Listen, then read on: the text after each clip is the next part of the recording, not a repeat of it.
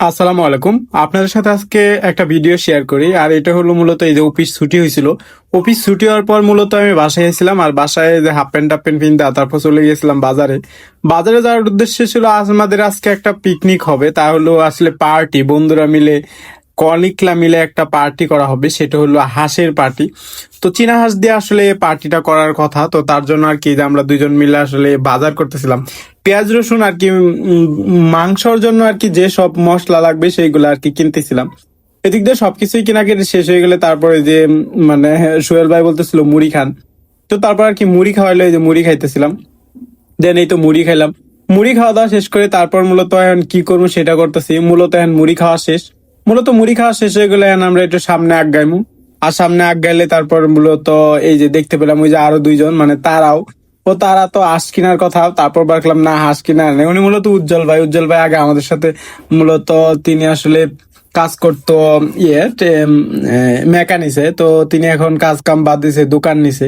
তারপর আমরা চলে এই বাসায় যে আমরা কোটা বাসা করতেছি, আর ওরা গেছে দুইজন গেছে হাঁস করতে। একজন পেছন শিল্লা দেয়, আরেকজন কোটাকুটি করে আর কি, গুতাগুতি যেটা রেখো। তো এদিক দিয়ে সবকিছু করতাছি আর কি, গুতাগুতি করতাছি। তো এদিক গুতাগুতি করা শেষ হইতে হইতে দেখি আসলো এই করছে, তো দেখতে পাচ্ছেন হাঁসটা একদম ড্রেসিং মেসিং করে নিয়েছে। তো এটার একটু পরিষ্কার করা লাগবো, যেহেতু এটা একটু আসলে ড্রেসিং মেসিং করে দিয়েছে, তো একটু দইয়া টুইয়া তারপরে এই যে পুরাপুরির মধ্যে দিয়ে দিছিলাম। আর এদিক দিয়ে তো পড়তেছিলাম, আর সবাই দেখুন এই ব্লগার, সবগুলো হয়েছে ব্লগার, সবগুলাই ব্লগার। তারপরে এই যে কাটাকাটি শেষ হয়ে গেছে, এগুলো একটু ভালো করে সুন্দর করে দইন, যেহেতু হাঁসের প্রচুর পরিমাণ খুঁত থাকে, তার জন্য একটু ভালো করে বাচ্চা বুচ্চা নিতে হইব। মূলত এদিক দিয়ে বাচ্চাবাচ্চি শেষ, আর এদিক দিয়ে আরেকজনের বাচ্চা রাখবো, এরকম কোনো কাহিনী। তো পার্টি করলে এরকমই, কেউ বাচ্চা রাখবো, কেউ মুরগি রানবো, কেউ আর কি গোতাগুতি করবো, মানে এইগুলা লইয়াই থাকে আর কি। আবার কেউ ভিডিও করবো, আমি মূলত ভিডিও করে রান্না করি, দুইটাই করতে পারি বুঝছেন। তো তারপরে এই যে বড় মেয়ে আসলে রান্না বান্না চলাই দিচ্ছে। প্রথমে ওই যে পেঁয়াজ গুলা একটু ভালো করে লাল লাল করে ভাজা, তারপর সব রকম মশলা দিয়ে দিতেছে। আর একে একে সব মশলা দেওয়া শেষ হয়ে গেলে তারপর দিয়ে দিতেছে গরম মশলা। তো এটা দিয়ে ভালো করে ভাজিয়ে নিতেছে, একদম সুন্দর করে ভাজাভাজি করে নেওয়া শেষ হয়ে গেলে দিয়ে দিলাম এই যে শুকনো মরিচ থেতলানো। তারপর দিয়ে দিছি লবণ, আর দিয়ে দিব জিরা পাউডার। তারপর লাল মরিচের গুঁড়া, আর এগুলা দিয়ে একবারে মশলার ভালো করে কষানো লাগবো। হলুদ দিতে ভুলে গেছিলাম, তারপর একটু হলুদও দিছি। তো এবার তো মশলাটাকে ভালো করে কষাইলাম, তারপর দিয়ে দিলাম পরিমাণ মতো পানি। আর পানি দিয়ে ভালো করে একটু লাইরা সাইরা মূলত এখানে এটা ঢাকনা দিয়ে ঢাকা দেবো। মূলত ঢাকনা দিয়ে ঢাকা দেওয়া শেষ হয়ে গেলে মশলাটা ভালোভাবে কষানো শেষ। এবার মশলা কষানো শেষ হয়ে গেলে এই মশলার ভিতরে মূলত ভালো করে মশলাটা কষানোতে হবে। মশলা মূলত যত কষাবো তত গুস্তর টেস্ট বাড়বো। এদিক দিয়ে মশলা কষানো শেষ, এবার গোস্তগুলো সব দিয়ে দেওয়া হচ্ছে। গোস্তগুলো দেখতে একদম গরু গোস্তের মতো লাল লাল হয়েছে, যদি এগুলো চীনা হাঁস, গরুর গোস্ত না।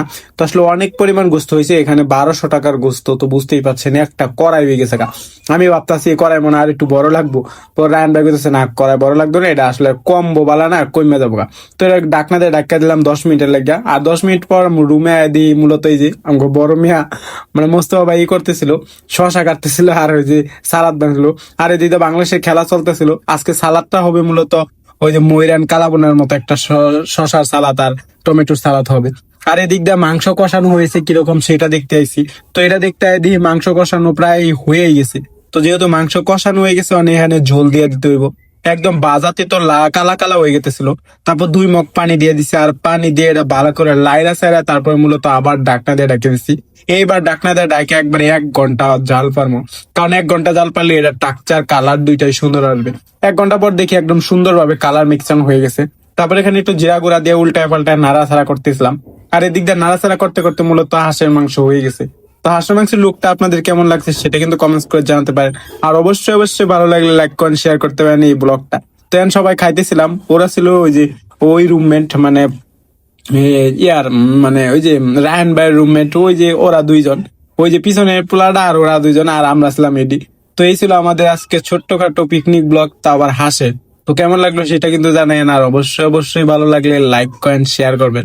তারপর আসার সময় আবার সেই ঠান্ডা ঠান্ডা কোল খাওয়াইতেছিল, যদিও কোলটা দেখতে মানে অন্যরকম হইতেছিল, তার কারণে আসলে এটা ছিল মজু। তো খুব আরাম করে খাইতেছিলাম, আর এদিকে খাওয়া দাওয়া শেষ সবাই শয়তানি করতেছিল।